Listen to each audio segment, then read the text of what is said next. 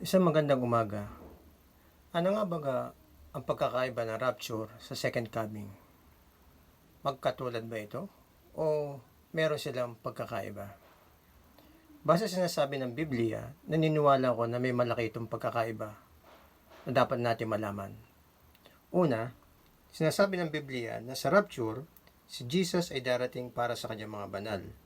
Sa unang Thessalonica chapter 4. Samantalang sa second coming, si Jesus ay darating kasama ng kanyang mga banal. Makikita natin ito sa Pahayag chapter 19. Pangalawa, sa rapture ay dadalhin ng mga mananampalataya sa langit. Samantalang sa second coming, itatatag ni Jesus ang kanyang kaharian sa lupa. Pangatlo, sa rapture walang mga palatandaan ng pagdating nito. Samantalang sa second coming ay maraming palatandaan ng pagdating nito kagaya ng nasa aklat ng Mateo chapter 24. Pang-apat, sa rapture ay mensahe ito ng pagaliw. Sa 1 Thessalonians chapter 4 verse 18. Samantalang sa second coming ay ito'y mensahe ng paghukom. Sa Pahayag chapter 19 verse 15.